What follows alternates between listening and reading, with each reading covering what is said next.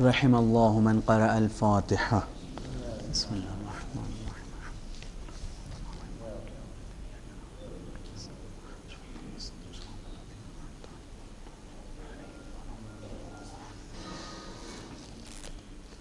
اعوذ باللہ من الشیطان الرجیم.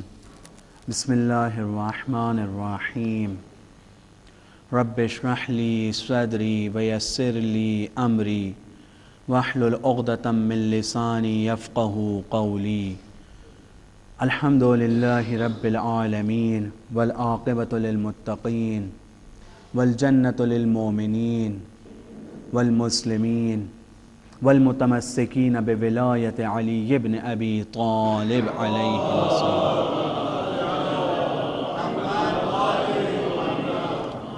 والنار للکافرین والملحدین والغالین والناصبین. ثم الصلاة والسلام والتحیۃ والاکرام علی اشرف الانبیاء والمرسلین خاتم النبیین ابی القاسم المصطفى محمد.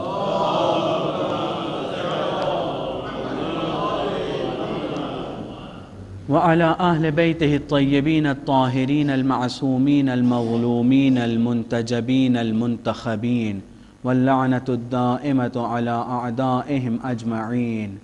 أما بعد فقد قال الله تبارك وتعالى في كتابه الكريم أعوذ بالله من الشيطان الرجيم. بسم الله الرحمن الرحيم. إنما وليكم الله ورسوله والذین آمنوا الذین یقیمون الصلاة ویؤتون الزکاة وهم راکعون. ایک صلوات پڑھیں بر محمد.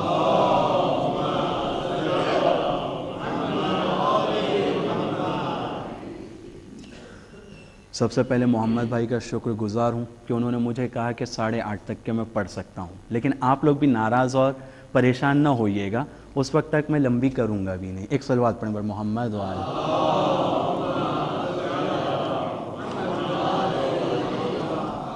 خداوند عالم قرآن مجید میں ارشاد فرماتا ہے کہ تمہارا ولی، تمہارا سرپرست صرف اور صرف خدا ہے، اور خدا اپنے بعد، اپنی ذات کے بعد اگر کسی کو تمہارا سرپرست اور ولی بناتا ہے تو وہ رسول کی ذات ہے. اور تیسرا جو خدا اور رسول کے بعد مومنین کے لیے ولی اور سرپرست ہے وہ ذات مولائے متقیان علی بن ابی طالب علیہ السلام.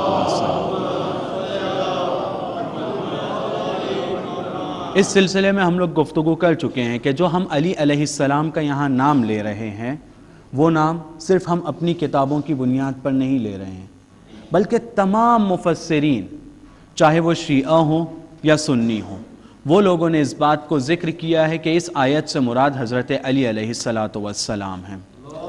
اللہم صلی علی محمد وعلی محمد. اور ہم لوگوں کا جو ٹاپک تھا اس آیت کے ضمن میں ولایت ہماری جان ہے، عزا ہماری پہچان ہے. ولایت کے سلسلے میں ہم لوگوں نے ایک تفصیلی گفتگو کیا. ولایت کی گفتگو کے فوراً بعد چونکہ ولایت سے ریلیٹڈ اور ہمارے آج کے حقیقی مولا امام زمانہ عجل اللہ تعالی فرجہ الشریف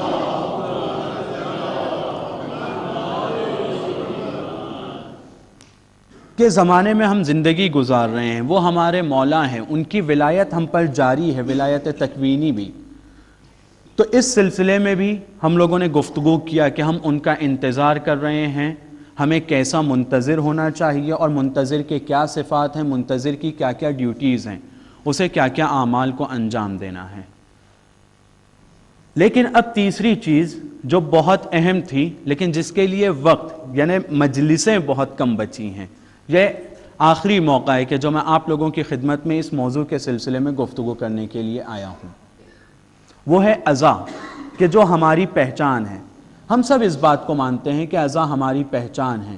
ہم امام حسین علیہ السلام کی عزاداری کرتے ہیں، ہم امام حسین علیہ السلام کے عزادار ہیں. اس سے پہلے کہ اس سلسلے میں گفتگو کو شروع کروں، یہ بتانا ضروری سمجھتا ہوں کہ عزا کا معنی کیا ہوتا ہے، عزادار یعنی کون، اور عزاداری یعنی کیا. ازا کا معنی ڈکشنریز میں یا جب ہم لوگ یوز کرتے ہیں تو اس معنی میں استعمال کرتے ہیں کہ اگر کسی شخص کے اوپر کوئی مصیبت آئی ہے، ہم اس مصیبت کے اوپر غم منائیں. ایک مصیبت کے اوپر غم منانے کو کہا جاتا ہے ازا منا رہا ہے بندہ. غم منانے والے کو کہتے ہیں عزادار، اور اس غم منانے کو کہا جاتا ہے عزاداری. جس کا غم منایا جاتا ہے اسے کہا جاتا ہے صاحب عزا. ایک ہوئی عزا، مصیبت پر غم منانا. اس غم منانے کے پورے عمل کو، پورے کام کو کہا جاتا ہے عزاداری. غم منانے والے کو کہا جاتا ہے عزادار. جس کا غم منایا جا رہا ہے اسے کہا جاتا ہے صاحب عزا. جو آج کے ہمارے زمانے میں ہمارے امام زمانہ عجل اللہ تعالی فرجہ الشریف ہے.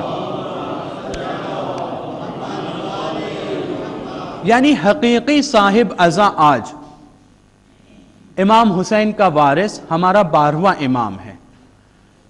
امپورٹنٹ یہاں پر یہ ہے جس ٹاپک کے اوپر ابھی میں بحث کرنا چاہتا ہوں، کیونکہ اس میں بہت سارے سوالات ہیں، بہت ساری چیزیں اس میں ہم لوگ بات کر سکتے ہیں، ڈسکشن کر سکتے ہیں اگر وقت ہو تو. لیکن سب سے اہم چیز جس کے اوپر ابھی میں گفتگو کرنا چاہتا ہوں وہ یہ ہے کہ ایک عزا میں، عزادار میں اور صاحب عزا میں ریلیشن کیا ہونا چاہیے. یہ دونوں کے درمیان کیسا ارتباط ہونا چاہیے کہ جس کے اوپر یہ کہا جا سکے کہ ہاں یہ عزادار ہے اور اس صاحب عزا کا عزادار ہے. کیونکہ عزادار ممکن ہے کہ بہت سے لوگ ہوں، جیسے کہ آپ نے بھی تھوڑی دیر پہلے بھی سنا، بہت سے لوگ جو خدا کی عبادت نہیں کرتے ہیں، جو علی علیہ السلام کو اپنا ولی نہیں مانتے ہیں، جو رسول خدا کی رسالت کا اقرار نہیں کرتے ہیں، لیکن جب امام حسین کا نام آتا ہے تو ان کے لیے علم کھڑے کرتے ہیں، قائم کرتے ہیں، ایستاد کرتے ہیں، ان کی عزاداری کرتے ہیں. یعنی عزاداری کرنے کے لیے بہت سے لوگ ایسے ہیں کہ جو نہ امام حسین کے والد کو جانتے ہیں، پہچانتے ہیں، مانتے بھی نہیں ہیں، اور نہ ان کے نانا کو، لیکن امام حسین کے نام کے لیے عزاداری کرتے ہیں. تو وہ ریلیشن کہ جس کی بیس کے اوپر ہم یہ کلیم کرتے ہیں کہ ہماری پہچان عزاداری ہے، ہماری پہچان عزاداری ہے، تو ہمارا اور اس صاحب عزا میں کیسا ریلیشن ہونا چاہیے، آج ہم اس کے اوپر ایک گفتگو کریں گے. صلوات پڑھیں بر محمد و آل محمد.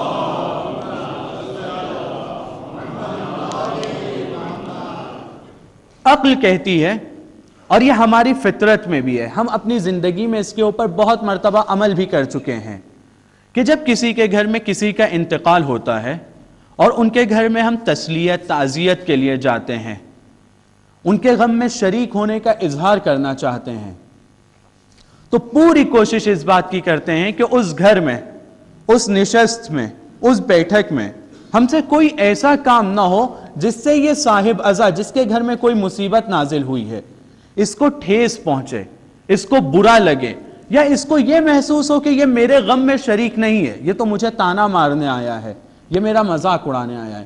ہم پوری کوشش اس بات کی کرتے ہیں. کیوں کوشش کرتے ہیں؟ کیوں؟ اس لیے کہ ہم یہ چاہتے ہیں کہ جس کے اوپر کوئی مصیبت آئی ہے ہم اس کی مصیبت میں شریک رہیں، نہ یہ کہ اس کی مصیبت کا مذاق اڑائیں. اس مثال کے ذریعے سے میں اپنی بات کو آگے بڑھاتا ہوں. بالکل اسی طرح سے جب ہم مجلس میں آتے ہیں تو ہمیں یہ دیکھنا ہوگا کہ صاحب عزا کو کیا پسند ہے. جب ہم عزا کے لیے اترتے ہیں، عزاداری کرتے ہیں، تو ہمیں یہ دیکھنا ہوگا کہ صاحب عزا ہم سے کیا چاہتا ہے، اس کی ہم سے توقع کیا ہے. جب ہم مجلس کرتے ہیں، عزاداری کرتے ہیں اور دوسرے عزاداری کے کاموں کو انجام دیتے ہیں، تو ہمیں یہ دیکھنا ہے کہ امام حسین علیہ السلام نے کیوں قربانی دی ہے. بہت ساری چیزوں کو بیان کیا، لیکن آج ان سے ہٹ کر کچھ پوائنٹس کو بیان کرنے کی کوشش کروں گا. زیارت اربعین میں ہم سب اس جملے کو پڑھتے ہیں، امام حسین علیہ السلام کو خطاب کرتے ہوئے، خدا کو خطاب کرتے ہوئے امام حسین علیہ السلام کے لیے کہتے ہیں کہ اے خدا، حسین نے تیری راہ میں قربانی دیا، حسین نے نماز پڑھا، حسین نے زکوٰۃ کو ادا کیا، امر بالمعروف کیا، نہی عن المنکر کیا. اس کے اوپر آپ نے بہت زیادہ بھی سنا. انشاءاللہ خدا ہمیں توفیق دے اس بات کی کہ اس پر عمل بھی کر سکیں انشاءاللہ. پھر ہم زیارت اربعین میں پڑھتے ہیں وَمَنَحَ النُّصْرَ، امام حسین علیہ السلام نے کربلا کے میدان میں بھی شفقت کے ساتھ، مہربانی کے ساتھ یزیدیوں کو نصیحت کی تھی۔ پھر ارشاد فرماتے ہیں وَبَذَلَ مُحْجَتَهُ فِيكَ، اور امام حسین علیہ السلام نے نصیحت کے بعد میں تیری راہ میں اپنے خون کو بہایا، قربان کیا۔ کیوں؟ لِيَسْتَنْقِذَ عِبَادَكَ مِنَ الْجِهَالَةِ، کیوں بہایا خون کو؟ کیوں نصیحت کیا تیری راہ کے لیے؟ کیوں ہدایت دینا چاہا لوگوں کو؟ ارشاد ہوتا ہے زیارت اربعین میں لِيَسْتَنْقِذَ عِبَادَكَ مِنَ الْجَهَالَةِ، تاکہ جہالت سے، اندھیروں سے، تاریکی سے تیرے بندوں کو نکال سکے۔ مقصد دیکھیے، جہالت سے نکالنا ہے، لوگوں کو تاریکی سے نکالنا ہے، ظلمات سے نکالنا ہے، وحیرت الضلالہ، تاکہ نکال سکے گمراہی کے راستوں سے۔ امام حسین علیہ السلام نے خون کیوں بہایا؟ معصوم ارشاد فرماتے ہیں اس لیے کہ لوگوں کو جہالت سے نکال سکیں، لوگوں کو ضلالت اور گمراہی کے راستے سے ہدایت کے راستے پر لا سکیں۔ تو عزاداروں اور امام حسین کے چاہنے والوں، صاحب عزا کی عزاداری کرنے والوں، ہمارا مقصد، ہمارا کام، ہمارا ہر ایکشن اور ہماری ہر گفتار ایسی ہونا چاہیے جو ہمیں جہالت سے نکالے، تاکہ حسین کے خون کی قیمت کچھ حد تک ادا ہو سکے۔ ورنہ حسین کا خون رائگان ہے۔ خون بہایا کیوں؟ اس لیے کہ انسانیت کو جہالت سے نکالیں۔ خون بہایا کیوں؟ انسانیت کو گمراہی سے بچا کر ہدایت کی طرف لے کر آ سکیں۔ اور اگر ہم جہالت کے کنویں میں پڑے رہتے ہیں، علم کی طرف، معرفت خدا کی طرف، معرفت رسول کی طرف، معرفت یعنی علم، پہچان، اس کی طرف اگر ہم نہیں آتے ہیں، معرفت حسین علیہ السلام کی طرف اگر ہم نہیں آتے ہیں، تو وہ چیز کہ جس کے لیے امام حسین نے اپنے خون کو بہایا ہے، کیا وہ پوری ہو رہی ہے؟ نہیں۔ امام حسین کا مقصد جہالت سے نکالنا ہے انسانوں کو، خدا کے بندوں کو جہالت سے نکالنا ہے۔ جہالت کی تعریف میں ارشاد ہوتا ہے کہ جہالت یعنی یہ کہ تم اپنے زمانے کے امام کو نہ پہچان سکو۔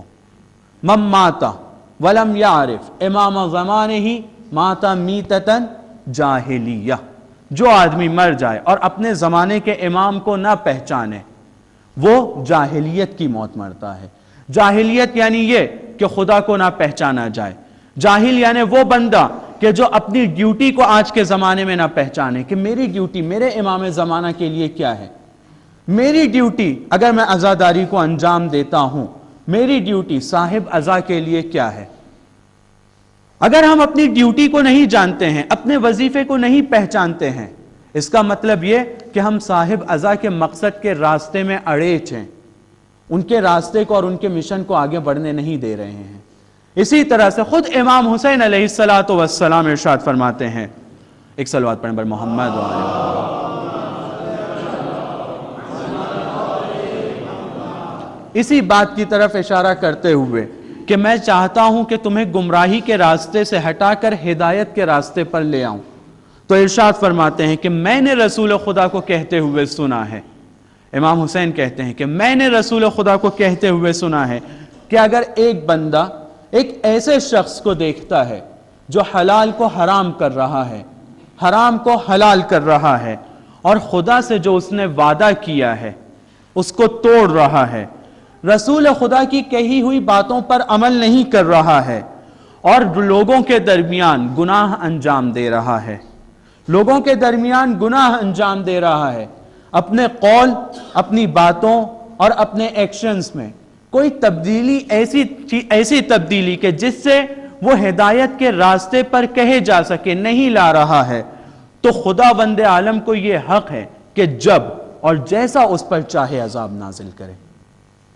بڑا عجیب جملہ ہے کہ جب اور جیسا عذاب خدا چاہے اس پر نازل کرے۔ کیوں؟ کیونکہ نہ اعمال صالحہ کو انجام دے رہا ہے، کیونکہ گناہوں سے بچ نہیں رہا ہے، رسول خدا کی سیرت پر عمل نہیں کر رہا ہے۔ ایک صلوات پڑھیں محمد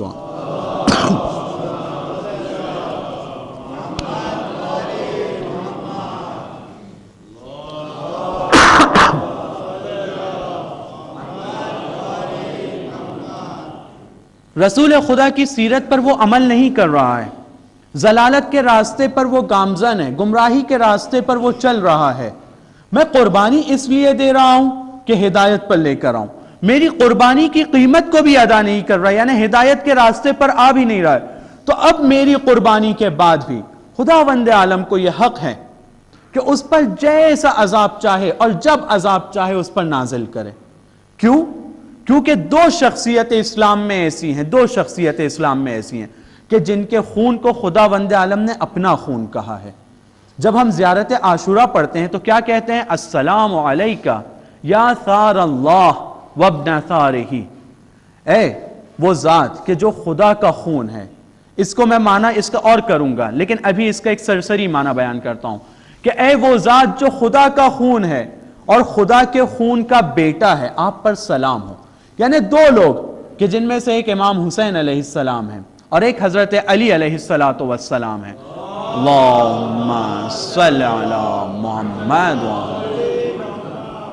ان دو ذات کو سار اللہ کہا گیا ہے کہ یہ خدا کا خون ہے۔ لیکن ہم یہ جانتے ہیں کہ نہ خدا کا کوئی جسم ہے اور نہ اس کا کوئی ایسا خون جیسا ہم تصور کرتے ہیں ویسا۔ یہاں پہ سار اللہ سے مراد یہ ہے کہ خداوند عالم ان کے خون کا بدلہ لے گا۔ تو عزیزان گرامی، انہوں نے اپنے خون کو بہایا جہالت کو دور کرنے کے لیے، گمراہی کو دور کرنے کے لیے۔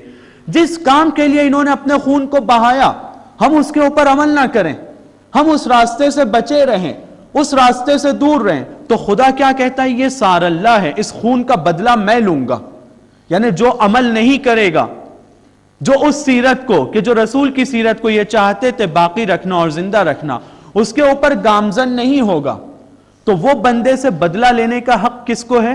خدا کی ذات کو ہے۔ وہ خداوند عالم کی ذات ہے جو ہم سے بدلہ لے گی، اور پتہ نہیں کتنا سخت بدلہ لے گی۔ خدا ہم سب کو اس کے عذاب اور اس کے انتقام سے بچائے انشاءاللہ۔ اس کے بعد میں اگر ہم عاشور کے دروس کو دیکھیں اور وہ لیسنز کو دیکھیں جو امام حسین علیہ السلام ہم کو دینا چاہتے تھے، یا جو قربانی امام حسین علیہ السلام نے عاشور میں پیش کی ہے، کیونکہ یہ ذکر کر چکا ہوں کہ جتنا ہمارا کنیکشن صاحب عزا کے ساتھ مضبوط ہوتا جائے گا اتنے اچھے ہم عزادار ہوتے جائیں گے۔ تو ہمیں آ کے عاشور میں پوری اسٹڈی کرنے کی ضرورت ہے، مطالعہ کرنے کی ضرورت ہے کہ انہوں نے کیا کیا قربانی دی ہے، وہ ہمیں کیا کیا سکھانا چاہتے تھے۔ تو میں آتا ہوں شب عاشور سے ایک ایک چیز کو شروع کرتا ہوں جتنا ابھی ہم لوگ کے لیے ممکن ہو سکتا ہے۔ سب سے پہلی چیز، شب عاشور یا روز تاسوعہ، آج کا دن وہ دن تھا کہ جس دن عمر سعد چاہتا تھا امام حسین علیہ السلام کے لشکر پر حملہ کرے۔ آج کا ہی دن تھا جس دن وہ یہ چاہ رہا تھا حملہ کرنے کے لیے۔ امام حسین علیہ السلام نے اپنے لشکر کے کچھ لوگوں کو بھیجا، عمر سعد سے مہلت مانگی کہ آج کے دن حملہ نہ کرو، ہمیں ایک دن کی مہلت دو تاکہ ہم خدا کی عبادت کر سکیں۔ مہلت کیوں مانگی؟ جان کا ڈر تھا؟ نہیں، ڈر رہے تھے کہ میرے بچے جلدی قربان ہو جائیں گے؟ نہیں، انہیں پتا تھا کہ قربان تو ہونا ہی ہے، بھوکے پیاسے تو ہیں ہی۔ مہلت کیوں مانگتے ہیں؟ ارشاد فرماتے ہیں کہ مجھے ایک دن کی مہلت دو کہ ہم عبادت خدا کو انجام دے سکیں۔ یعنی یہ حسین جو خدا سے نزدیک ہوتا جا رہا ہے، کل کی مثال آپ لوگ کے ذہن میں ہوگی کہ وہ سینیریو جو شیطان نے تیار کیا تھا، اس نے اپنی پوری طاقت لگا دی، پوری طاقت لگا دی، اپنے نمائندوں کو لگایا، اپنے دھن دولت کو لگایا، اپنے پورے پاور کو لگایا تاکہ حسین کو خدا سے دور کر سکے۔ لیکن اب حسین ہے کہ اپنی پوری طاقت لگا رہے ہیں، جو کچھ حسین کے پاس ہے پوری طاقت لگا رہے ہیں خدا سے نزدیک ہونے کے لیے۔ اس سے پہلے کہ اپنے بچوں کو قربان کرتے، خدا سے نزدیک ہونے کا سبب اور راستہ کیا دیکھ رہے ہیں؟ خدا کی عبادت کو۔ امام حسین علیہ السلام، انہیں پتا ہے کہ مجھے قربانی دینا ہوگی، لیکن شروع کہاں سے کر رہے ہیں قربانی کو؟ نماز کے ذریعے سے، دعاؤں کے ذریعے سے، خدا کے ذکر کے ذریعے سے، خدا کی تعریف کے ذریعے سے۔ تو اے عزادارو، اگر ہم صاحب عزا کے سچے عزادار ہیں تو ہمیں خدا کی حمد کرنا ہوگی، ہمیں خدا کی عبادت کرنا ہوگی۔ امام حسین علیہ السلام جب بالکل پیک پہ ان کی قربانی پہنچتی ہے، بالکل کمال پہ ان کی قربانی پہنچتی ہے، تو اس کمال تک کی قربانی کو پہنچانے کے لیے پہلا قدم انہوں نے اٹھایا عبادت کا قدم۔ یہ درس دینا چاہتے ہیں ہمیں، کربلا میں یہ بتانا چاہتے ہیں کہ اگر تم چاہتے ہو کہ کہ قربانی پیش کرو خدا کی بارگاہ میں. اگر تم چاہتے ہو کہ خدا سے بہت زیادہ نزدیک ہو تو ضروری ہے یہ بات تمہارے لیے کہ خدا کی عبادت کرو، نماز پڑھو، نماز قائم کرو. اور نماز ایک ایسی چیز ہے کہ جس کے ذریعے سے شروع کیا انہوں نے اپنے قربانی کے سفر کو، اور اسی جگہ پر آ کر انہوں نے قربانی کو ختم کیا. اسی لیے کہا جاتا ہے الصلاۃ معراج المومن، نماز مومن کی معراج ہے، بلندی کی انتہا ہے. اگر مومن چاہتا ہے اپنی بلندی کو طے کرے، کمال تک پہنچے، تو اسے نماز قائم کرنا ہوگا. اور امام حسین علیہ السلام اس سبق کو ہم کو دے رہے ہیں.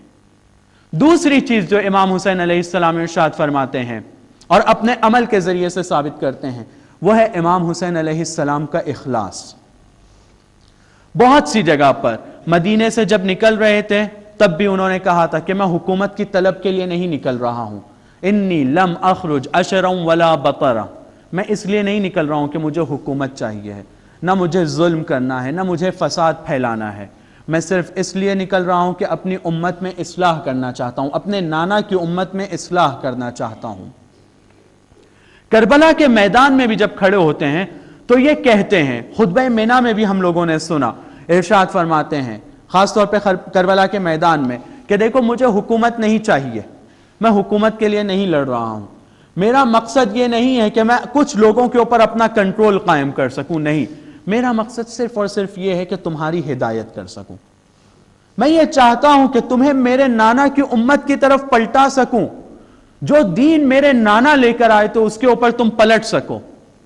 اور پھر زیارت اربعین کے حوالے سے بھی، جس کو ابھی میں نے قرات کیا، اس میں بھی ہم یہ کہتے ہیں کہ قربانی صرف اس لیے دیا کہ جہالت سے، ظلمات کے لشکر کو، اندھیروں کے لشکر سے، اندھیروں سے اس لشکر کو نکال سکیں، نور کی طرف لا سکیں. قربانی امام حسین اس لیے دے رہے ہیں، نہ حکومت کے لیے، نہ کسی طرح کی جاہ و سلطنت کے لیے. یہ قربانی بھی جو جہالت سے نکالنے کے لیے، وہ خدا کے لیے ہے. ان کی نیت خدا ہے، نہ حکومت ہے. خدا سے بہتر اور کون سی ذات ہو سکتی تھی ان کے لیے کہ جس کے لیے وہ علی اکبر کو قربان کرتے؟ کیا حکومت کے لیے انہوں نے قربان کیا اس دنیا کی؟ علی اصغر کی قربانی حکومت کے لیے تھی؟ نہیں، خدا کی ذات کے لیے تھی. جس ذات کا مرتبہ اتنا بلند ہے، اتنا بڑا ہے، اتنی عظمت والی وہ ذات ہے کہ جس کے لیے یہ قربانی دینے کے لیے حسین تیار تھے. اور ہمیں یہ سبق دیتے ہیں کہ تمہارے پاس جو کچھ بھی ہے، جو کچھ بھی ہے، تم اس کے لیے قربان کرنے کے لیے تیار رہو. جب تک تم قربان نہیں کرو گے یا تیار نہیں رہو گے قربانی کے لیے، تب تک تم پوری طرح سے حق کے راستے پر نہیں ہو سکتے ہو. ایک طرف ہمیں اسلام حکم دیتا ہے کہ مال و اولاد اور بچوں سے محبت رہے، اس کے لیے ہم کوشش کریں، محنت کریں. مجلسوں میں آپ نے سنا، خاص طور پہ رات کی مجلس میں مولانا نے ایک حدیث ارشاد فرمائی تھی علی علیہ السلام کے حوالے سے کہ اعمل لدنیاک، اپنی دنیا کے لیے اتنی محنت کرو، اتنی کوشش کرو کہ جیسے تمہیں ہمیشہ یہاں رہنا ہے، ہمیشہ یہاں رہنا ہے. یہ ہماری اسلامی تعلیمات ہیں. اور دوسری طرف اپنے دین کے لیے، اپنی آخرت کے لیے ایسی تیاری کرو کہ جیسے تمہیں کل ہی جانا ہے. تو امام حسین علیہ السلام اور ہمارے ائمہ یہ نہیں کہتے ہیں کہ دنیا کے حصول کی طرف مت بڑھو، جتنا مال زیادہ کر سکتے ہو کرو، اولاد جتنی زیادہ ہو سکتی ہے کرو، محبت ان سے جتنی زیادہ کر سکتے ہو کرو، لیکن جب خدا اور اولاد کے بیچ کا مسئلہ ہو، اگر انہیں قربان کرنا ہے تو قربان کر دو خدا کی ذات کے لیے. اگر مال کو قربان کرنا ہے خدا کے لیے، اس وقت تم تیار رہو قربان کرنے کے لیے. اس کو کہتے ہیں زہد. ان سے دل وابستگی نہیں رکھنا ہے، ان سے اٹیچ نہیں رہنا ہے، محبت کرنا ہے، لیکن ہمیں اصل میں وابستگی رکھنا ہے خدا کی ذات سے. جب علی اکبر جاتے ہیں، جب اصغر جاتے ہیں، جب عباس جاتے ہیں، ہر ایک کے جانے کے بعد چہرے کا رنگ کھلتا جا رہا ہے. کیوں؟ کیونکہ نزدیک ہوتا جا رہا ہوں میں اپنے خدا سے. تو امام حسین علیہ السلام ہمیں یہ سبق دیتے ہیں کربلا کے میدان میں کہ اے عزادارو، اگر تم مجھے صاحب عزا سمجھتے ہو تو تمہارا مقصد یہ ہونا چاہیے کہ جیسے میں خدا سے نزدیک ہو رہا تھا تم بھی خدا کے نزدیک ہو. اپنا ہدف، اپنا مقصد، اپنا مشن یہ بناؤ کہ جتنا خدا سے نزدیک ہو سکتے ہو. وسیلہ ہمیں امام حسین کو بنانا ہے، آئیڈیل ہمیں ائمہ معصومین کو سمجھنا ہے اور ان کے ہی ذریعے سے ہمیں نزدیک ہونا ہے. اس کے علاوہ جو درس ہمیں کربلا کے میدان سے ملتا ہے اور جس کی طرف تاکید اور جس کے اوپر ہمیں عمل کرنے کی کوشش کرنا چاہیے، وہ ہے فداکاری کا درس۔ جو چیز ہمیں پسند ہے، اگر اس کی ضرورت اسلام کو ہے تو ہمیں اس چیز کو خدا کی راہ میں دے دینا ہے، فدا کر دینا ہے، قربان کر دینا ہے۔ اس کی مثالوں کو پہلے بھی ذکر کر چکا کہ اکبر اتنا پسند ہے کہ رسول خدا کی صورت دیکھنا ہے تو ان کی زیارت کرتے ہیں، رسول خدا کی آواز کو سننا ہے تو ان کی زیارت ہوتی ہے۔ لیکن فداکاری کہ ضرورت ہے اسلام کو، اس کے جگر کی، اس کے سینے کی، میں اللہ کے راہ میں اس کو دے دوں گا۔ علی اکبر کے گلے کی ضرورت ہے، میں فدا کر دوں گا خدا کی راہ میں اس کو۔ ایک صلوات پڑھیں بر محمد و آل محمد۔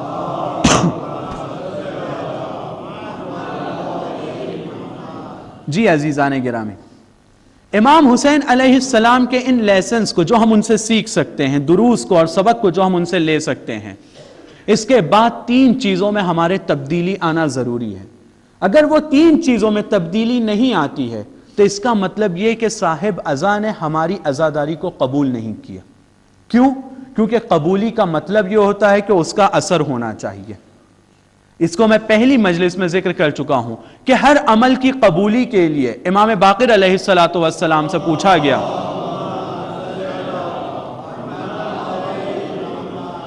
ان سے سوال کیا جاتا ہے کہ مولا ہمیں کیسے سمجھ میں آئے کہ ہمارے اعمال کو خداوند عالم قبول کر رہا ہے؟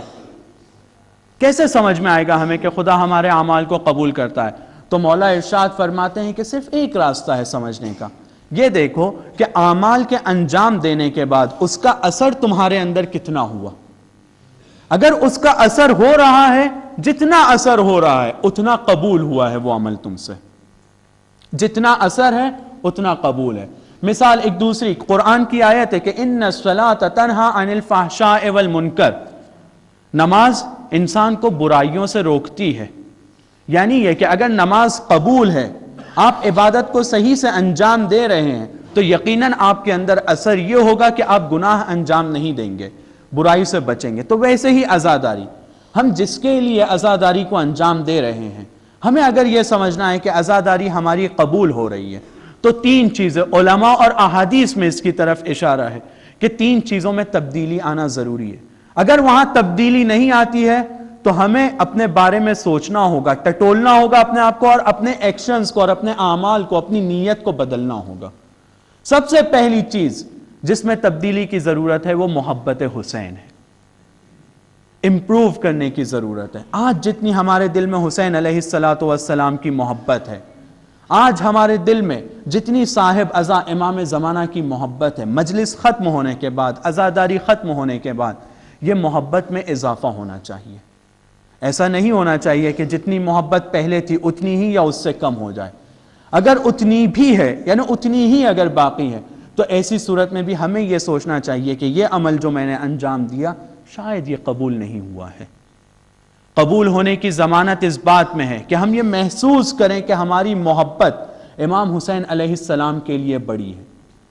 دوسری چیز جو ہمیں عزاداری سے سیکھنا ہے اور سمجھنا ہے، وہ ویلیوز کو سمجھنا ہے کہ جن کی بنیاد پر عاشورہ قائم ہوا ہے۔ عاشورہ کیوں واقع ہوا؟ کیوں امام حسین علیہ السلام نے قربانی دی؟ کیا وجہ تھی امام حسین علیہ السلام مدینے سے نکلیں؟ کیا وجہ تھی کہ یزید پوری طاقت کے ساتھ کربلا کے میدان میں آیا تھا؟ اور کیا وجہ تھی کہ امام حسین اپنی پوری طاقت کے ساتھ آئے تھے؟ پوری طاقت کے ساتھ، حتیٰ 6 مہینے کے بچے کو لے کر آئے تھے۔ 1 دن کا بچہ تھا، 3 دن کا بچہ تھا بعض روایات کے مطابق جب مدینے سے حرکت کر رہے تھے۔ یعنی پوری طاقت، جو کچھ بھی ہے، 1 دن کا بچہ یا بعض روایات کے مطابق 3 دن کا بچہ، علی اصغر علیہ السلام، جو کچھ بھی ہے میں لے کر جاؤں گا خدا کی بارگاہ میں۔ کیوں پوری طاقت کے ساتھ آئے؟ ہم کو اس کو سمجھنا ہے۔ جب تک ہم کو معرفت نہیں ہوگی عاشورہ کی، تب تک ممکن نہیں ہے کہ غم حسین میں ہم اضافہ کر سکیں۔ اگر ہمیں اضافہ کرنا ہے غم حسین میں تو ہمیں عاشورہ کو زیادہ سے زیادہ سمجھنا ہے۔ تیسری چیز جو ہمیں سمجھنا ہے اور جس کے اندر ہمیں اضافہ کرنا ہے وہ ہے ہمارا ایمان۔ ہمارے ایمان کو امام حسین علیہ السلام کے لیے، ہمارے اس عقیدے کو اور اس اعتقاد کو کہ جو ہم خدا کے لیے رکھتے ہیں، اہل بیت کے لیے رکھتے ہیں، رسول کی ذات کے لیے رکھتے ہیں، اس میں اضافہ کرنا ہے۔ اگر ان مجالس کے ذریعے سے اضافہ نہیں ہوتا ہے تو یا تو کبھی خطیب ذمہ دار ہے، عالم ذمہ دار ہے، ذاکر ذمہ دار ہے کہ اس نے ایسا میٹر نہیں دیا ہے کہ جس کے ذریعے سے یہ تین چیزوں میں فرق نہیں آیا ہے، یا تو شاید ہم بیٹھنے والوں کی نیتیں ذمہ دار ہیں۔ عموماً خطیب اور عالم اس کے ذمہ دار ہوتے ہیں۔ میٹر ایسا دینے کی ضرورت ہے کہ ان تین چیزوں میں لوگوں میں فرق آ سکے، مومن احساس کر سکے کہ اب وہ غم حسین جو کل تک تھا اب ویسا نہیں بلکہ میرے دل میں بڑھ چکا ہے، اب وہ کربلا جسے میں کل تک جانتا تھا اور پہچانتا تھا اب ویسی نہیں، اب بڑھ چکی ہے۔ کربلا کا ایک نیا نقطہ مجھے پتا چلا ہے، ایک نیا لطف کربلا میں مجھے آنے لگا ہے۔ وہ ایمان جو کل تک تھا اب وہ ایمان اس درجے پر نہیں ہے، ایمان کا درجہ بڑا ہے۔ سامعین کو، عزاداروں کو اس بات کا احساس ہونا چاہیے۔ علماء کا یہ فرض ہے کہ اس میسج کو پہنچائیں اور اس طرح سے بیان کریں تاکہ لوگ زیادہ سے زیادہ حسین سے، کربلا سے اور خدا سے نزدیک ہو سکیں۔ ایک صلوات پڑھیں بر محمد وعلا۔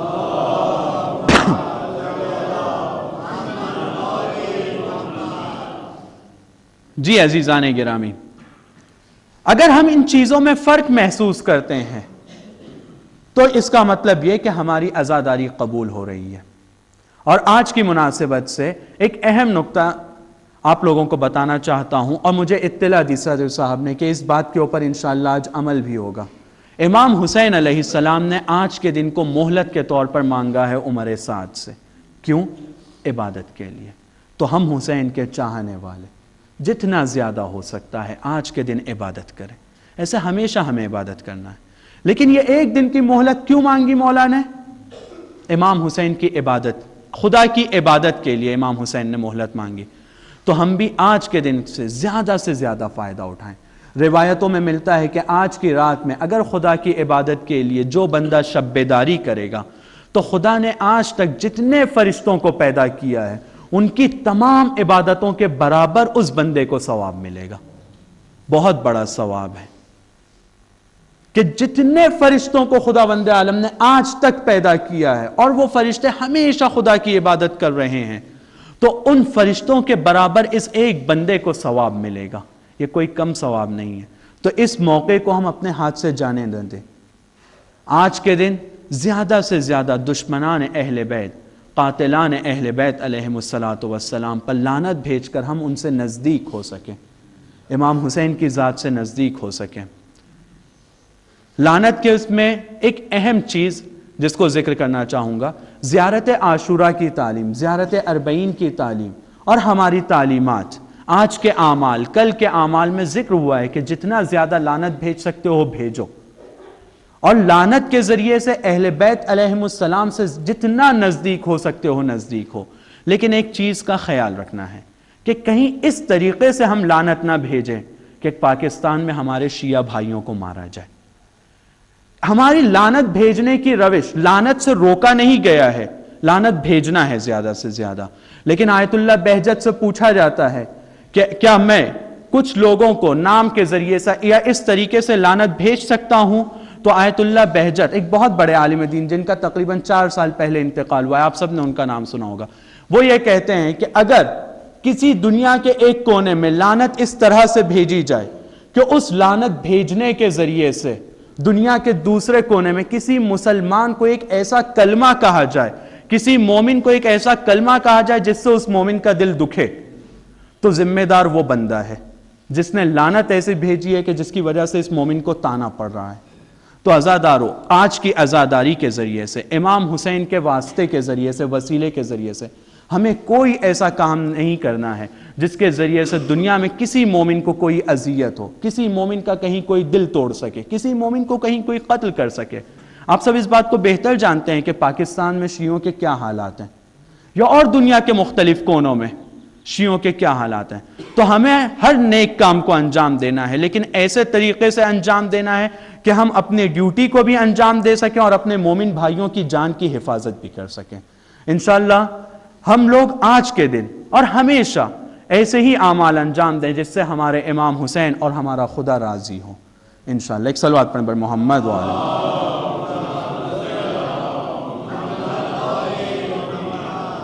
اپنی بات کو اس ایک آیت کے ذریعے سے تمام کرتا ہوں کہ یہ پورا عشرہ جو ہم لوگوں کا گزرا. اور یہ 3 چیزیں جس میں ہمیں امپروو کرنے کی ضرورت ہے اپنے آپ کو. قرآن کی ایک آیت کے اوپر اگر ہم عمل کرتے ہیں یعنی ہم نے تمام چیزوں پر عمل کر لیا. قرآن میں خداوند عالم ارشاد فرماتا ہے قل انما اعظکم بواحدہ، اے رسول مومنین سے کہہ دو کہ میں تمہیں اس بات کی نصیحت کرتا ہوں، اس بات کا موعظہ کرتا ہوں کہ صرف خدا کی عبادت کرو، صرف خدا کی عبادت کرو. اور دوسری چیز ان تقوموا للہ مثنی وفرادا، کہ تم لوگ اب ہاتھ پہ ہاتھ رکھ کر مت بیٹھے رہو. اگر خدا کی عبادت کرتے ہو خدا کی راہ میں قیام کرو، خدا کے میسج کو پہنچانے کے لیے کھڑے ہو جاؤ، چاہے اکیلے چاہے جماعت کے ساتھ مل کر. بس ہمارے اس محرم میں اگر ہم اس بات کو احساس کر لیں کہ ہماری ڈیوٹی ہے یہ کہ ہم ہاتھ پر ہاتھ رکھ کر نہ بیٹھیں، ہم ایک ایسے منتظر اور ایک ایسے انتظار کرنے والے بنیں کہ جو خدا کے لیے قیام کرتا ہے، نیکیوں کو پھیلاتا ہے اور برائیوں سے لوگوں کو روکتا ہے، عدالت کی طرف قدم اٹھاتا ہے. اور اس آیت کے اوپر اگر ہم عمل کرتے ہیں تو ہم نے پوری اسلامی تعلیمات کے اوپر عمل کر لیا. اور اگر ہم اس آیت کے اوپر عمل کریں گے تو ہم نے امام زمانہ کو خوش کیا.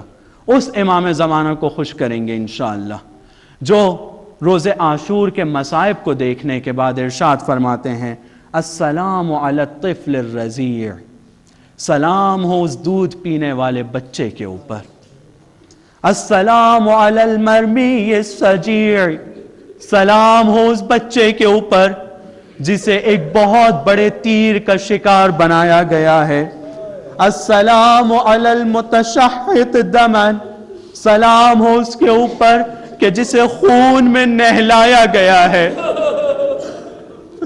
المصعد دمہ فی السماء، سلام ہو اس کے اوپر کہ جس کے خون کو آسمان کی طرف ڈالا گیا ہے. المذبوح، السلام علی المذبوح بالسہم فی حجر ابی، سلام ہو اس ذبح ہونے والے بچے پر جو اپنے باپ کی گود میں ذبح کیا گیا ہے. سلام ہو اس بچے پر کہ جو اپنی باپ کی گود میں ذبح کیا گیا ہے. خدا لعنت کرے ہرملا کے اوپر، لعن رامی ہرملا، خدا ہرملا پر لعنت کرے. ہاں عزادارو 9 محرم آ چکی ہے. 9 محرم علی اصغر کے مصائب سے مخصوصی کا دن ہے. امام حسین علیہ السلام اپنے تمام اصحاب و انصار اور اولاد کی قربانی کے بعد ایک ٹیلے پر جا کر ارشاد فرماتے ہیں حل من ناصری ینصرنا، ہے کوئی میری مدد کے لیے آئے؟ حل من مغیثی یغیثنا، ہے کوئی جو میرے استغاثے کا جواب دے؟ یہ آواز کا سننا تھا کہ خیمے میں آہ و بکا شروع ہوتی ہے.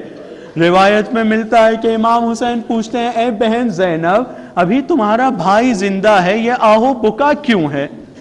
ارشاد فرماتی ہیں کہ آپ کی آواز سن کر علی اصغر نے اپنے کو جھولے سے گرا دیا ہے. بس یہ سننا تھا کہ ارشاد فرماتے ہیں کہ بہن زینب لاؤ علی اصغر کو میری گود میں لا کر دے دو، میں جا کر پانی کا سوال کرتا ہوں، پانی مانگتا ہوں، شاید اسے پانی پلا دیں. ہاں زادارو بس کچھ جملے، کچھ روایت کے جملے، اپنی طرف سے کوشش کروں گا کچھ نہ پڑھوں، امام حسین کے کچھ جملے بس اسے سمجھانے کی کوشش کروں گا. اشقیہ کے سامنے امام حسین علی اصغر کو لے کر آتے ہیں. امام حسین اشقیہ کے سامنے علی اصغر کو لے کر آتے ہیں، ایک جملہ ارشاد فرماتے ہیں، بہت معنی والا جملہ ہے، سوچنے والا جملہ ہے. کہتے ہیں کہ اما ترون کیف یتلظی، کیا تم یہ نہیں دیکھ رہے ہو کہ پیاس کے مارے اس کی ہونٹوں کی حالت کیسی ہو گئی ہے؟ یہ ورڈ جو امام حسین یوز کرتے ہیں یتلظی کا، عزیزو ڈکشنری میں یہ ورڈ ایک ایسی مچھلی کے لیے استعمال کیا جاتا ہے.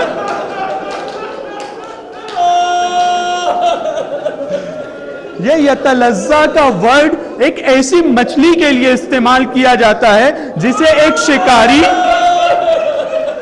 ایک شکاری پانی سے نکال کر باہر رکھتا ہے، پانی سے دور رکھتا ہے. وہ مچھلی کی روح قبض ہونے کے قریب ہے، اس مچھلی کی روح قبض ہونے کے قریب ہے، لیکن مچھلی مرنے سے پہلے جب اس کے بدن میں جان نہیں رہتی ہے، ذرا بھی جان نہیں رہتی ہے، تو وہ ہونٹ کو کھولتی ہے، بند کرتی ہے. کھولتی ہے بند کرتی ہے، اور اس وقت اسے اگر پانی میں ڈال بھی دیا جائے تو وہ زندہ نہیں بچ سکتی ہے۔ ایک ایسی مچھلی کہ جس کی پیاس کی حالت یہ ہے کہ صرف ہونٹ کھول رہی ہے بند کر رہی ہے، اور پھر اسے اگر پانی میں ڈال بھی دیا جائے تو وہ زندہ نہیں رہتی ہے۔ امام حسین علیہ السلام اصغر کے لیے کہتے ہیں کہ یہ میرا 6 مہینے کا بچہ اب اس مچھلی کی طرح ہے کہ اس کے بدن میں جان باقی نہیں ہے، اس کے ہونٹوں کو دیکھو کہ کیسے کر رہا ہے، اور اگر اسے تم پانی پلا بھی دو گے تو اب یہ زندہ نہیں بچے گا۔ اتنی بے کسی کے عالم میں، اتنی بے چارگی کے عالم میں امام حسین ارشاد فرماتے ہیں، اما ترون کیف یتلذا، کس طرح سے یہ اپنے ہونٹوں کو کھول بند کر رہا ہے۔ ہاں عزادارو، اس ارشاد کے بعد بھی کوئی آگے نہیں بڑھتا ہے پانی پلانے کے لیے۔ امام حسین علیہ السلام نے اس بچے کو چلتی ہوئی زمین پر رکھ دیا اور ارشاد فرمایا کہ اگر تم یہ سمجھتے ہو کہ اس کے بہانے میں پانی پی لوں گا تو غلط سمجھتے ہو، میں نہیں پیوں گا، آؤ تم اسے پانی پلا دو۔ لیکن پھر بھی کوئی آگے نہیں بڑھا۔ عزادارو، امام حسین نے پھر اس بچے کو اپنی گود میں لیا، اس بچے کو پھر اپنی گود میں لیا، گود میں لے کے اس بچے سے کہتے ہیں، بیٹا تم بھی تو حجت خدا کی فرزند ہو، اپنی حجت تمام کرو۔ عزادارو، بچے کی کیفیت کو میں نے بیان کیا کہ بدن میں جان نہیں ہے، صرف ہونٹ ہلا پا رہا ہے وہ بچہ۔ جیسے ہی اس بچے نے یہ سنا، اپنی گردن کو اشقیہ کی طرف کرتے ہیں۔ امام حسین علیہ السلام اپنے بچے کو مسکرا کر دیکھتے ہیں۔ یہ عالم ایک ایسا عالم تھا عزادارو، یہ عالم ایک ایسا عالم تھا کہ جہاں پر امام حسین اپنے شیعوں کو یاد کرتے ہیں، جہاں پر امام حسین اپنے شیعوں کو یاد کرتے ہیں۔ بہت سی مصیبتیں میرے مولا پر آئیں، بہت سی مصیبتیں میرے مولا نے برداشت کیا، بہت سی مصیبتوں میں مولا نے صبر کے نمونے کو پیش کیا، لیکن جب چوتھے امام سے وصیت کرتے ہیں ایک روایت کے مطابق شام غریبہ جب جناب سکینہ اپنے بابا کا جسم ڈھونڈنے نکلتی ہیں تو ایک آواز سنتی ہیں، ارشاد ہوتا ہے، کیف استسقی لطفلی فابوا ان یرحمونی، اے میرے شیعوں، اے کاش کہ تم عاشور کے دن ہوتے،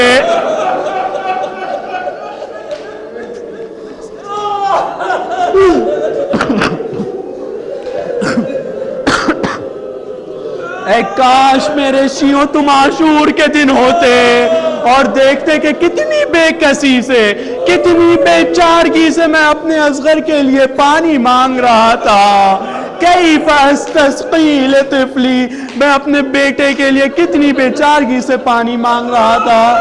فَأَبَوْا أَن يَرْحَمُونِي، جس کے جواب میں انہوں نے مجھے تیرے سے شعبے سے میرے بچے کو مارا۔ ہاں عزادارو، علی اصغر ابھی گود میں ہے اور ملا کا تیر آتا ہے۔ اس سے پہلے کہ امام حسین علیہ السلام اپنے بچے کے ہونٹوں کا بوسہ لیتے اور ملا کا تیر آتا ہے، علی اصغر کے گلے میں پیوست ہو جاتا۔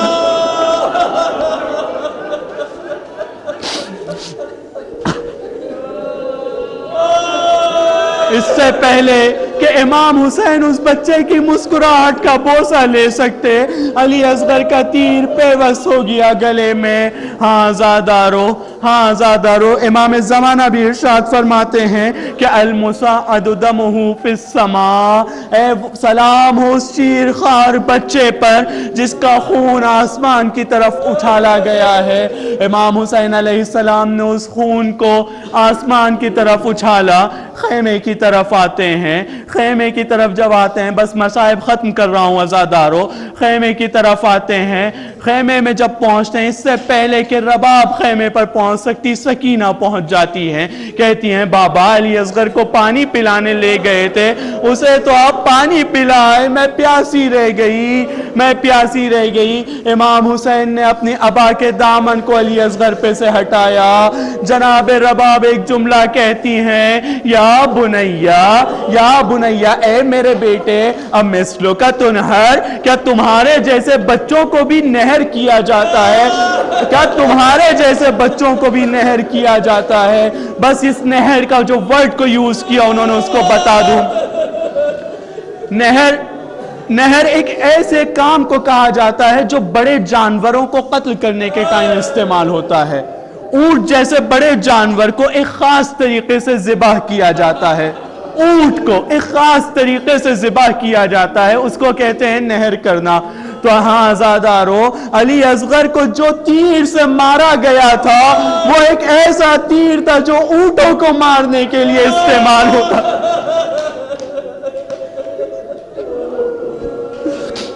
تو جناب رباب ارشاد فرماتی ہیں، اے میرے بیٹے، کیا تجھ جیسے 6 مہینے کے بچے کے لیے ایسا تیر استعمال کیا جاتا ہے؟ الا لعنت اللہ علی القوم الظالمین وسيعلم الذين ظلموا أي منقلب ينقلبون۔ خدایا ہمارے اس مختصر سے عمل کو قبول فرما، خدایا ہمیں اس بات کی توفیق عطا فرما کہ ہماری محبت حسین میں اضافہ ہو سکے، خدایا ہماری معرفت عاشور کے متعلق اس میں اضافہ فرما، خدایا ہمارا ایمان ہمارے اہل بیت پر، تیری ذات پر، رسول کی ذات پر روز بروز زیادہ فرما، خدایا 12ویں امام کے ظہور میں تعجیل فرما، خدایا ہمیں ان کے اعوان و انصار میں سے شمار فرما، خدایا ہمیں اس بات کی توفیق عطا فرما کہ ہمیں ان کے ساتھ شہادت کا درجہ نصیب ہو سکے، خدایا تمام مومنین و مومنات پر جو کوئی بھی جہاں کہیں بھی ہیں کوئی بھی مشکلات ہوں، ان سے ان مشکلات کو دور فرما۔ وآخر دعوانا ان الحمدللہ رب العالمین۔